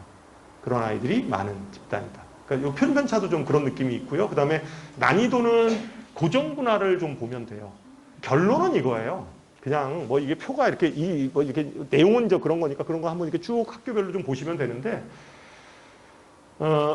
이게 매해 달라요. 사실은 학교 신입생들이 어떻게 들어가느냐에 따라서 매해 좀 다르고 공립고등학교 같은 경우는 그 당의 선생님 그 해에 맡은 선생님의 성향이 어떠냐에 따라서 좀 다르기도 하고 좀 그런데 기본적으로 분당에 있는 학교들을 기준으로 보면 1등급을 맞으려면 그래도 90점 이상 돼야 된다 이렇게 생각을 하면 돼요. 90점 이상 나와야 된다. 대부분이. 그러니까 그 어렵게 출제되는 낙생고등학교 이런 데 있잖아요. 이런 데 이거 뭐 1.5 그것도 이제 뭐 좀 다르긴 한데 1.5분이 안 되면 이런 애들은 뭐 한 80점 중후반 이 정도에서 1등급 컷이 걸리겠죠. 근데 대부분의 학교들을 보면 다 90점 넘어서 1등급 컷이 형성된다는 걸 알 수가 있어요. 그런데 그 90점 이상이라는 게 아까 어려운 문항들 있잖아요. 어려운 문항이 한 5문항, 3문항 이 정도 들어간다고 그랬잖아요. 근데 그 어려운 문항들의 배점을 보면 좀 높아요. 뭐 4점, 뭐 3점 이런 게 아니라 보통 5점 이상이거든요. 그러니까 그런 거 하나 틀리면, 그죠? 좀 쭉 가는 거예요. 그 다음에 뭐 서술형 같은 경우에 또 뭐 감점 있고 그러면 쭉쭉쭉 이렇게 빠지는 거죠. 그죠? 대체적으로 1등급을 맞으려면 이 정도 돼야 되는 거니까 90점 컷. 그죠? 이 정도 돼야 되겠다. 2등급 하더라도 80점. 그죠? 뭐 초반. 근데 이게 이 성적이 중학교 성적하고는 좀 차원이 달라요. 그러니까 이게 새로운 유형의 문제들이 이렇게 툭툭 튀어나오니까 50분 동안 보는 거잖아요. 50분 동안. 그러니까 사실은 굉장히 많이 연습이 돼야지 고등학교 올라가서 그나마 수학의 등급을 받을 수 있다. 이런 것들을 지금 말씀드려요. 무슨 얘기인지 아시겠죠? 그래서 고정분할하고 여기 그 변동분할에 대한 얘기들도 우리가 좀 알아둘 필요가 있다. 학교를 분석할 때. 자, 이제 뭐 거의 다 끝나가는데 자, 수능은 아까 얘기했듯이 어려운 문항이 몇 문항 나온다고요? 18이 아니에요. 8문항 정도가 어렵게 나온다. 다 4점짜리일 거다. 그죠? 그럼 그 어려운 문제가 32, 48, 32, 그러니까 32점 정도가 어려운 문항으로 출제가 되는데, 그러면, 어떻게 출제가 되냐면 이렇게 돼요. 그냥 간단하게 보면, 요게 공통 과목이에요. 수원, 수투가 아까 공통 과목이라고 얘기했죠? 그리고 확통, 미적분, 기하 중에 하나를 선택하는 게 23번부터 30번까지예요. 전체 8문제죠. 그죠? 전체 여기 8문제. 그러니까 선택 과목 8문제, 그냥 공통 과목 22문제. 그죠? 22문제 나오는데 여기 이제 객관식, 주관식이 있는데 어떤 문제가 어렵냐면요. 수능에서는 그냥 뭐 상식적으로 알아두세요. 객관식 맨 마지막 번부터 쭉 연달아서 이렇게 위로 올라가요. 그러니까 12, 13, 14, 15. 12번부터 좀 어려워지기 시작해요. 12, 13, 14, 15. 4개. 그 다음에 요거 주관식 단답형 문제에선 21번, 22번 2개. 자, 그 다음에 요쪽 있죠. 요쪽 선택 과목에서는 29번, 30번 주관식 문제. 대략 한 뭐 8개. 뭐 조금씩 뭐 그 해에 따라 좀 다르긴 한데 그 정도가 어렵게 나오는 거예요. 근데 문제는 아까 얘기했듯이 우리가 1등급을 맞고 좀 잘하려면, 그죠? 우리 어머님들 여기 어머님들 오시 하위권 학생은 아닌 것 같아요. 최소 중상위권 또는 뭐 최상위권 어머님들이실 텐데 그렇다고 한다면 어쨌거나 최대한 높은 등급을 받아야 될 거 아니에요. 그럼 그 싸움은 어느 싸움이냐면 결국 8문제 싸움인 거예요. 8문제를 누가 더 정확하게 풀어내느냐 이 싸움이거든요. 내신도 마찬가지예요. 그렇잖아요. 1등급을 맞으려면 결국은 그 어려운 문항을 풀어내느냐 못 풀어내느냐 이 싸움이에요. 아까 얘기했듯이 아까 내신 보세요. 내신 3문제 정도가 어렵다고 그랬잖아요. 뭐 그냥 일반적으로 3문제 정도 어렵다니까 3문제를 기준으로 해봅시다. 그럼 3문제가 한 5점씩은 될 거 아니에요. 그럼 15점 까지는 거예요. 그럼 3문제 다 틀리면 85점이에요. 나머지 다 맞더라도. 그러면 뭐 2등급에서 3등급 사이 등급대가 나오는 거예요, 아이가. 학교 가면. 3문제 못 풀고 나머지 다 풀면 그 정도 되는 걸 거잖아요. 85점, 뭐 80점 초반 정도 점수가 나올 테니까. 그러면 운 좋으면 2등급, 운 나쁘면 3등급. 그죠? 그 정도 점수 돼요. 그럼 결과적으로는 뭐냐면 그 3문제를 푸느냐 못 푸느냐. 내신에서는. 그 다음에 수능에서는 뭐예요? 8문제를 푸느냐 못 푸느냐. 이 싸움이에요. 대입의 관점에서는 결국은 그 싸움이라는 거예요. 그러면 공부하는 방법이 우리가 중위권이나 최상위권 아이들은 공부하는 방법을 단순하게 개념 익히기 정도의 수준이 아니라는 거죠. 그렇잖아요. 물론 그렇다고 그래서 그러면 초등학교 때부터 선행을 완벽하게 해야 되겠구나 이런 생각을 하실 수 있어요. 그렇진 않아요. 고등학교 올라가서도 공부를 하잖아요. 그러면 오히려 초등학교, 중학교 때의 선행은 그렇다고 해서 막 겉핥기식으로 해서는 안 되고요. 오히려 기초를 튼튼하게 쌓는 방향으로 하는 게 중요해요. 막 어려운 문제 막 풀고 이런 게 중요하지 않아요. 저는 그렇게 생각해요. 그거는 고등학교 올라가서도 개념이 정확하게 잡혀있는 학생은 고등학교 올라가서 시키면 되거든요. 첫 번째, 고등학교 올라가서 시켜도 된다. 근데 기본적으로 싸움은 이 싸움이기 때문에 그러면 결국은 어려운 문제는 고등학교 올라가서만 써야 되냐? 그건 아니라는 거죠. 어차피 문제 해결력이라는 것은 이게 암기하는 게 아니기 때문에 문제 해결력이잖아요. 이거는 문제 해결력은 초등학교 수준에서의 문제 해결력을 높이는 방법을 써야 되는 거죠. 중학생들은 중학생 과정에서의 문제 해결력을 높여야 되는 거예요. 고등학생은 고등학생 단위의 문제 해결력이 요구하는 문제 해결력이 있잖아요. 이 수준을 끌어올려야 되는 거죠. 그러려면 평상시에 굉장히 그냥 아까 별표 치고 넘어가는 이런 식의 학습 방법이 아닌 진짜 본인이 고민하면서 풀어나가고 꼼꼼하게 분석하고 이런 것들이 필요해요. 학습 방법에 있어서. 이게 반드시 필요합니다. 이게 안 되면 결국은 나중에 가서 수학을 잘한다 소리를 들을 수가 없어요. 그러니까 한 뭐 2등급, 3등급 정도에 머무르게 되죠. 잘해야. 어떠냐? 뭐 그 정도 해도 뭐 어쨌든 기본적인 문항들은 푸는 거예요. 그래서 자, 요 얘기 그냥 요 표 있으니까 한번 잠깐 여기 보세요. 여기 이제 굉장히 우리가 가고 싶은 대학들이 쭉 써 있어요. 가고 싶은 대학들이 쭉 써 있는데 인문 계열이에요. 인문 계열에 수학 점수, 합격자들의 수학 점수 분포 한번 보세요. 100분이라는 건 뭐냐면요. 100분위는 만약에 100분이 99다. 그러면 상위 1% 아이예요. 수학에 있어서. 만약에 100분이 94다. 그러면 상위 6% 아이예요. 100분위 점수라는 건 그런 점수예요. 그러니까 각 학교별로 수학 점수가 어느 정도 되는지를 이렇게 나타내는 표현인데 한번 이거 보세요.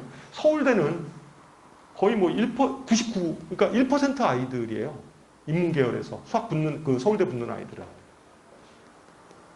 성균관대가 이게 굉장히 높이 잡혀 있죠. 이게 인문계열 그때 수학의 비중이 높아가지고, 그때 고해예요. 이게 좀 올해 자료는 아니고 작년 자료도 아니고요. 이게 재작년 자료인데, 이제 어쨌든 간에 그냥 뭐 요거 표를 보면 대체적으로 수학 과목에 대해서 이렇게 볼 수 있어요. 뭐 서강대만 하더라도 서강대도 수학 비중이 좀 높은 학교거든요.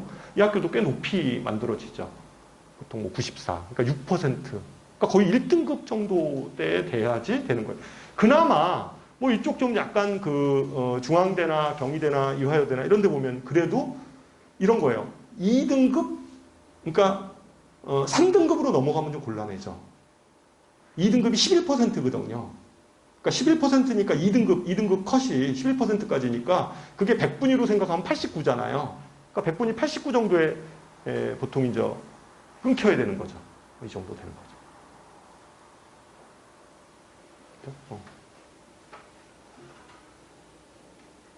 그래서 어쨌거나 하여튼 보면 이게 뭐 이런 대학들 들어가려면 최소 1.5등급 정도 대에서는 놀아야지 상위권 들어가는구나 이렇게 수학에서 볼 수 있어요. 자연계는 오히려 이제 뭐 이게 실제 인문계 같은 경우는 상위권 아이들이 빠져나가 주질 않잖아요. 아까 여기 보면 인문계열은 자연계열은 의대라든가 아니면 뭐 이런 데가 있잖아요. 이렇게 좀 쭉 빠져나가서 보다 보니까 사실은 커트라인 자체가 훨씬 좀 자연계 쪽이 좀 대학을 들어가기가 좀 용이해요. 의대 쪽으로 많이 빠져나가서 뭐 지방의대학은 어디가 다 빠져나가니까 상위권 아이들이 오히려 좀 그렇고 자연계 쪽이 그래서 실제적으로 보면 좀 이렇게 수학 분포로 보면 여기까지 내려오는 거죠. 그래도 대체적으로 보면 뭐 대략 다 뭐 100분이 이 정도에 끊겨요. 일반적으로. 이 정도는 끊기죠. 동안이 하여튼 뭐 거의 뭐 한 최소 2등급 뭐 한 1.5, 2등급 이 정도 사이 돼야 되는 거예요. 이것도 뭐 그냥 집에 가서 한번 찬찬히 보시면 되고. 자, 그래서 제가 얘기하고자 하는 것은 이제 학습법에 대해서 얘기를 드리는데, 어떤 거냐면, 1등급을 맞으려면, 아까 얘기했듯이 뭐 개념에 대한 이해, 정확하고 빠른 풀이, 수학적 감각과 문제 해결인데 제가 좀 강조하는 건 문제 해결력이에요. 이 문제 해결력을 키우는 훈련을 뭐 초등학생이건 중학생이건 고등학생이건 이걸 계속 해야 돼요. 그러면 이거를 키우기 위해서 어떻게 해야 되냐면, 그럼 어려운 문제를 많이 풀어보는 게 그러면 수냐? 어려운 문제를요, 우리가 기계가 아니에요. 학생들이 기계가 아니기 때문에 어려운 문제를 한 번에 2시간 동안 앉아가지고 너 어려운 문제만 한 30문제 풀어봐. 그러면 걔가 그걸 풀겠어요? 하나 푸는데 20분씩 30분씩 걸리는데 30문제를 풀으라고 하면 걔가 그걸 풀겠냐고요? 못 풀어요. 근데 그거를 어려운 문제집을 걔 수준에도 안 맞는 어려운 문제를 그냥 계속 던진다고 해서 애가 푸는 건 아니거든요. 그렇잖아요. 그러면 어떤 방법을 써야 되냐면 나누어서, 아까 얘기했듯이 상위권 애들을 나누어서 수업하듯이 나누어서 풀게 해야 돼요. 나눠서. 그래서 저희 학원은 물론 이건 내신 교재고요. 저희 학원에서 쓰고 있는 게 이거예요. 그러니까 중3부터는 월간 수학이라고 저희가 따로 만들어내요. 이거는 뭐냐면 하루에 이렇게 돼 있는데 이렇게 12월 뭐 이러면 5일 4문제예요. 그리고 서술형도 하나를 넣어놨어요. 아이들이 이제 자꾸만 서술하는 데서 틀리고 이러니까 이렇게 넣어서 하루에 4문제를 풀게 하는 거예요. 하루에 4문제. 물론 여기서 못 푼 것도 있겠죠. 그럼 체크해 놓겠죠.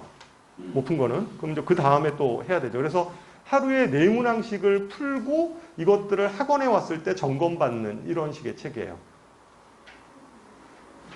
하루에 4문제, 전체 한 달이면 몇 문제냐면요. 한 달은 저희가 25일 잡지 않고요. 20일로 그냥 잡았어요. 왜냐하면 매일 한다 하더라도 그냥 주 5일 그냥 아이가 한다. 만약에 좀 빼먹는 날도 있을 수 있잖아요. 그러면 뭐 주말이나 이럴 때 좀 이렇게 할 수 있도록 해서 주 5일 잡아서 그러면 주 5일 잡으면 4문제씩 해서 몇 문제예요?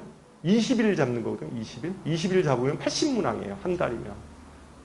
80문항을 연습을 시키는 거죠. 이거를 꼭 저희 학원 재원생이 아니더라도 어머님들이 할 수 있는 건 이런 거예요. 중학생이다. 그러면 중학생 그 학생에 맞는 좀 심화 문제집이 있을 수 있잖아요. 예를 들어서 어떤 아이는 심화 문제집이 한 1품 정도의 수준의 문제가 심화일 수도 있고요. 그 아이에 따라 좀 달라요. 어떤 아이들은 A급 정도를 풀어야지 심화 정도라고 볼 수 있는 아이들도 있을 수는 있을 거예요.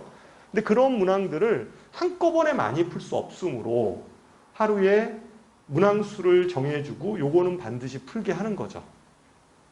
그리고 체크하고, 그죠? 체크하고, 그래서 이렇게 그거를 항상 풀게 하고 틀린 것들 다시 점검하게 하고 이렇게 해야 되는 거죠. 그렇게 해서 이런 것들이 누적이 되면 그런 거예요. 나머지는 그냥 이렇게 뭐 쭉쭉 문제 풀고 이렇게 하는데 요거를 특별히 이렇게 만드는 이유는 그렇잖아요. 이게 평상시에 좀 이렇게 뭐 문제를 좀 많이 사실은 양치기 이런 것도 필요하잖아요.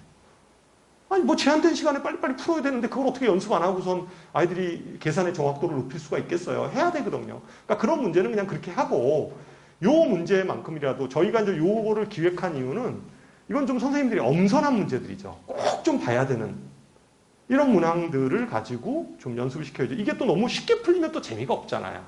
그러니까 난이도도 좀 약간 조절하고 이런 거예요. 그렇다고 너무 또 안 풀리면 또 재미도 없잖아요.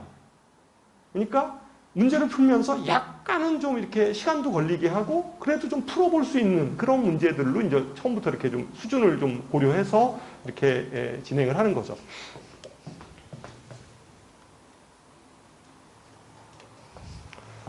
그래서 이런 그 훈련을 반드시 시켜야 돼요.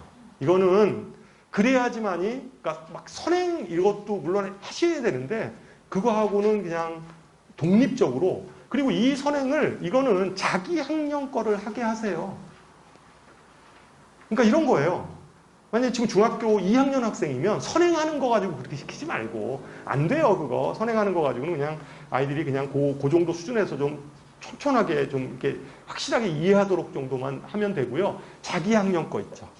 중학교 2학년이야. 그러면 중학교 2학년 과정에 대한, 만약에 얘가 중학교 이제 이번에 중학교 2학년 3학년이 돼요. 그럼 3학년 1학기 거 겨울방학 때 그거를 좀 더 이렇게 좀 어려운 문제집 있잖아요. 얘보다 지금 현재 얘 수준보다 조금 어려운 문제집 이런 것들을 가지고 이렇게 하면 되죠. 그죠? 이렇게 하루에 조금씩이라도 이렇게 문제 풀면 뭐 한 달이면 아까 80문제 되고, 그죠? 두 달이면 160문제. 충분히 쌓이죠. 그리고 아이는 알게 모르게 그거를 계속 하면서 이제 문제를 해결하는 능력이 생기고 답도 이렇게 답에 의존하지 않고 별표에 의존하지 않고 자꾸만 푸는 훈련이 생기는 거죠. 그런 것들이 좀 누적이 돼서 결과적으로 이제 고등학교 올라가서 제대로 된 이런 수업을 할 수가 있게 되는 거죠. 제가 이제 보면 이제 특히 저학년 어머님들 같은 경우에 우려가 돼서 어떤 제가 가르쳤던 제자 중에 하나가 어떤 아이가 있었냐면 처음에 수업을 들어갔는데 애가 수업 태도도 굉장히 좋아요. 적극적이고 이 문제를, 근데 이제 수학은 그렇잖아요. 제가 일방적으로만 이렇게 막 얘기하지 않고 어느 정도 설명하고 나오면 한번 풀어봐 이렇게 이제 시키잖아요. 푸는 걸 제가 확인을 해야 되니까. 그러니까 이제 푸는 걸 이렇게 확인을 해보니까 애가 걔는 이제 그때 제가 만났을 때 고등학교 1학년 때인데 막 풀이를 그냥 막 다 써요. 꼼꼼하게 쫙쫙쫙쫙쫙쫙 쓰는데 너무 많이 써. 그러니까 이런 거 있잖아요. 그러니까 막 식 쓰고 한 문제를 푸는데 뭐 이렇게 길어. 이렇게. 근데 그러니까 이제 그런 아이들이 그러니까 제가 봤을 때 너무 식 쓰는 거를 너무 강요해서 그런 것 같아요. 그런 또 부작용이 있는 것 같아요. 애가 걔는 문제를 풀 때 조금 약간 더 줄여서 써도 될 것 같은데 그걸 계속 쓰더라고. 그러니까 시간이 굉장히 오래 걸리는 거예요. 한 문제 푸는데. 정확도는 있어요. 근데 시간이 모자라 그러니까. 그렇잖아요. 학교 시험은 고등학교 시험, 중학교 시험 45분, 고등학교 시험 50분, 수능 100분 이 내에서 풀어야 되는 건데 그렇게 풀고 있으면 푸는 거야 정확하죠. 다 쓰니까. 그죠? 정확한데 좀 그래서 걔는 항상 문제가 얘가 수학적 머리도 있는데 공부 습관이 이상하게 들어있는 거예요. 그러니까 걔는 너무 쓰더라고. 그래서 좀 줄여라 하고 꼭 다 써야 돼. 그런데 이 습관이 그렇게 되니까 하나하나 다 써야지 이제 얘가 이게 되는가 봐요. 걔는. 그것도 별로 안 좋아요. 그래서 아까 했듯이 진짜 상위권이 되려면 식을 줄일 줄 알아야 돼요. 그러니까 써야죠. 써야 돼요. 기본적으로는 쓸 줄 알아야 돼요. 그러니까 막 이런 애들은 좀 힘들어요. 막 여기 찔끔 저기 찔끔 막 이런 애들 있잖아요. 암산 막 이런 애들. 그러니까 막 실수 막 나오죠. 쓸 줄은 알아야 되는데 그렇다고 해서 너무 그냥 기계적으로 막 계속 쓰는 건 의미가 없는 거죠. 기계적으로 쓰는 건 의미가 없죠. 수학 문제 풀 때. 좀 생각을 해야죠. 그래서 어떻게 하면 효과적으로 좀 식을 써내갈 것인가를 좀 생각을 하면서 그런 것들이 자연스럽게 좀 이렇게 자기 거가 돼야지 수학을 잘 하거든요. 그래서 그것도 좀 너무 한쪽으로만 너무 이렇게 우리가 식써라 특히 초등학교 어머님들 근데 그냥 무조건 가로쓰기만 하면 좋은 거라고 생각하시지 마시고 근데 분명한 거는 이런 건 있어요. 시험 볼 때 풀다 보면 막혀요. 그러면 풀다 보다 막히면 그 다음으로 넘어가야 되거든요. 근데 넘어갔다가 이제 다시 쭉 풀고 나서 다시 이제 앞으로 오잖아요. 그럼 앞으로 왔을 때 뭔가 풀어놓은 근거가 있어야지 거기서부터 이어서 푸는데 그렇지 않으면 처음부터 다시 풀어야 되거든. 그러니까 시간 관리가 힘들어요. 그렇게 되면.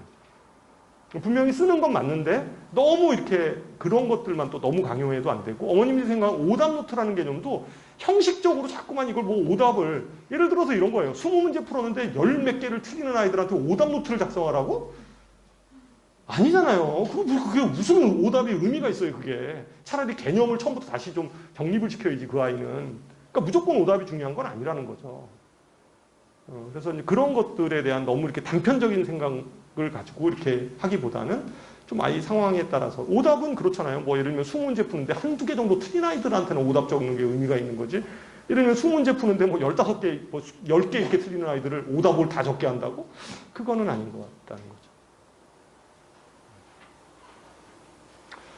뭐 그 정도 제 얘기를 하고 요거 뒤에 거는요. 여기 지금 초등학교 어머님들이나 2025학년도에 2025 교육과정 수학과정 그 변동표니까요. 참고하시고 나머지는 다 똑같아요. 이름만 좀 변경된 거예요. 예를 들어서 뭐 수학원 지금 배우는 수학원이 대수 이렇게 바뀌었어요. 이렇게 바뀐 거고 여기 내용에 다른 거보다도 행렬 고등학교 1학년 과정 행렬 들어가 있는 거 그리고 막 그렇게 들어가 있고 기하가 이거 아직까지 정해지는 아닌데 공간 벡터가 좀 추가되는 거 이거 좀 검토하고 있는 것 같아요. 이건 뒤에는 거는 뭐 그러니까 새로 교육과정이 바뀌어도 크게 바뀌는 건 거의 없다. 이게 결론입니다. 그러니까 너무 뭐 지금 그냥 공부하는 거대로 이렇게 해나가면 될 것 같습니다. 자, 제 얘기는 이걸로 마치고 혹시 질문 있으세요? 예. 질문, 예. 질문, 예. 예. 예. 문제 해결력을 키우기 위해서 예. 제일 어려운 문제를 조금씩 하는 네. 게 예. 네. 교과도 그렇긴 한데 저희 제 아들은 지금 초등학생이라서 예. 사고력상 문제들 같은 거 1031이나 뭐 필기수학 같은 거 그런 것들을 이제 매일 꾸준히 이렇게 하는 것들 아, 좋죠. 어차피 뭐 1031이나 이런 것들도 이게 사고력이라고 해서 교과와 전혀 연관이 없는 사고력은 아니에요. 그러니까 그런 것들도 좋죠. 특히 이제 초등학교 좀 저학년일 때는 그런 것들 좀 많이 시키는 게 좋죠. 예. 지금 현재는 이제 조금 약간의 선행을 하고 있긴 한데 예. 저는 이제 그러니까 개념과 응용이 있는 문제집을 한 예. 번을 이제 하고 그다음에 예. 뭐 최상위 최고 수준 심화를 좀 많이 예, 하거든요. 예. 근데 아까 말씀을 들어보니까 음. 이제 선행을 할 때 음. 기본 개념을 탄탄하게 하는 게 좋다고 하셨잖아요. 예. 그래서 개념에 대한 그런 것 아니 근데 기본 개념을 탄탄하게 하는 길이 사실은 그냥 개념을 그냥 뭐 강의를 듣는 게 중요한 건 아니고 문제를 연습시키는 과정이고요. 어떻게 보면 그 문제를 연습시키는 게 처음에는 기본적인 유형 부분들을 연습시키거나 개념 부분들을 연습시킬 거고 그 다음에는 그런 것들을 좀 더 활용하는 그런 문제집을 쓸 거 아니에요. 근데 이제 그런 문제집을 어느 정도 수준까지 쓸 거냐 그러면 선행을 했을 때 예, 보통은 중등 과정에서는 좀 잘하는 학생들 같은 경우에는 한 최상위 정도를 보는 것 같아요. 그 수준을. 그리고 뭐 고등 과정 정도는 1품 정도 보는 것 같거든요. 대체적으로 1품이나 뭐 한 자이스토리 그 내신 자이스토리 정도 이 정도를 좀 선행으로 보고 있는데 뭐 그 정도는 연습을 시켜야 되죠. 이렇게 하면서 이제 그러니까 제가 저희가 만약에 5학년 1학기를 하고 있다 그러면 5학년 1학기에 대한 심화까지는 제가 충분히 했다고 생각하고 이제 다음 넘어갔는데 실제로 이제 5학년 1학기가 됐을 때 예. 이거를 또 다시 조금을 좀 그 학년에 맞춰서 그러니까 차라리 전략을 이렇게 세우시면 되잖아요. 오히려 선행은 예를 들어서 아주 그렇게 고난도 심화 부분은 하지 말고 고난도 심화는 자기 학년 때 시킨다. 이런 식의 전략을 쓰면 되잖아요. 어차피 하면 되는 거니까 그거는. 왜냐하면 너무 선행을 할 때 고난도까지 하면 아마 좀 선행 속도에 좀 문제가 좀 생길걸요? 예. 과학고를 가려고 예, 아이들이. 일하고 있으니까 그렇게 심화까지 완벽하게 하고 가야 될 것 아, 같아요. 그거는 뭐 그럴 수는 있는데요. 과학고 생각하시면 이제 선행보다는 오히려 심화 위주로 시키는 게 맞아요. 왜냐하면 과학고나 영재고 같은 경우는 선행 과정에 대해서 시험을 보는 학교가 아니잖아요. 그러니까 영재고 시험은 당연히 그 중등 과정에 대한 심화 과정을 테스트하는 거니까 만약에 목표 학교가 영재고나 과고 쪽이면 지금처럼 고난도 심화를 시키는 게 맞습니다. 예. 예.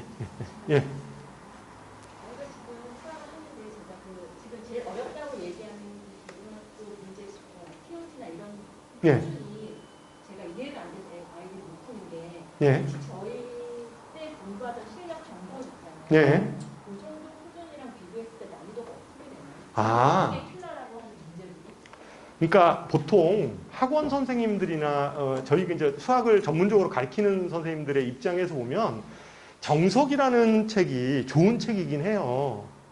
정석이라는 책이 좋은 책이긴 한데 그 정석이라는 책이 이제 요즘에 보면 많이 이제 안 쓰잖아요. 많은 곳에서 안 쓰는 이유 중에 하나가 좀 문제 구성 자체가 그러니까 개념서로서는 좋은데 이게 좀 뭔가 응용서 있잖아요. 좀 활용하고 이런 거, 그러니까 뭐 좀 그런 것들은 요즘 추세에 좀 잘 안 맞아요. 그러니까 수능형 문제들이 뒤에 좀 많이 이렇게, 그러니까 수능형 문제들로 좀 많이 이렇게 좀 바뀌어져 있어야 되는데 그런 부분들이 좀 적은 거죠. 그러면 지금 문제가 훨씬 더 응용이 돼서 어렵다는 말씀이신가요? 그렇죠. 훨씬 어렵죠. 훨씬 어렵다. 예, 그러니까 어떤 거냐면 그 어머님 이렇게 생각하시면 돼요. 어머님 시대에 지금 연세가 어떻게 되시는지 모르겠지만 하여튼 그 어머님 시대에 연습 문제, 정석 연습 문제 들어가 있는 거 있죠. 그런 문제들이 실력 정설이 연습 문제에 있는 것들이 기본적으로는 지금 요즘의 아이들은 그걸 기본 문제 정도 수준으로 풀고 있는 거예요. 그러니까 그 정도 수준이라고 보면 되죠. 예, 그걸 이제 기본 문제 정도 수준으로 보는 거죠. 뭐 다 그런 건 아니지만 뭐 정석 연수 문제 쪽에서도 어려운 것들은 물론 있겠죠. 있는데 근데 기본적으로 그렇고 그다음에 정석 연수 문제가 어차피 이제 수능형 문제로 이게 고등학교 올라가면 대부분이 수능형 문제로 변형이 돼서 출제가 되는데 그런 거에는 조금 약한 거죠. 그러다 보니까 그런 것들이 약하다 보니까 아이들이 고등학교 올라가서 쓰는 그 교재들을 보면 좀 수능형 교재들 있잖아요. 뭐 자이스토리라든가 뭐 바다통 이런 것들도 많이 보더라고요. 아니면 무슨 뭐 메가스터디나 이런 쪽에서 나오는 수능형 문제들을 많이 선택해서 보는 이유가 학교 내신들도 학교 선생님들이 이제 평가원 문제나 모의고사 문제로 바뀌었기 때문에 그래요. 학교 내신 부분. 그렇습니다. 또 예. 아이가 초등 고학년인데요. 예. 그 중등 선생을 한참 하고 있습니다. 예. 예. 지난 학기를 이제 잊어버릴까봐 예. 걱정이에요. 예. 예. 지난 학기에 대한 복습을 또 계속 아까 얘기했듯이 자기 학년 거를 계속 하면서 쫓아가면 되잖아요. 그러니까 아까 얘기했듯이 뭐 이런 좀 고난도 문제집 하는, 그러니까 심화 문제집 있잖아요. 아이에 맞는 하나를 선택해서 자기 학년 거는, 그러니까 초등학교 거부터 이렇게 해나가면 되죠.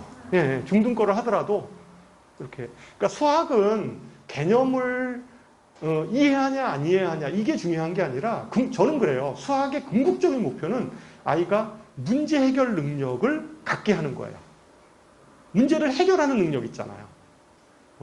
그러한 수학적 감각, 문제 해결 능력 이것을 키워주는 거죠.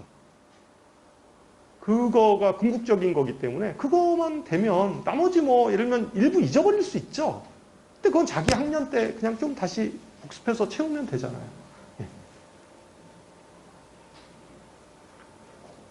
또 뭐 질문? 자, 그러면 이것으로 마치도록 하겠습니다.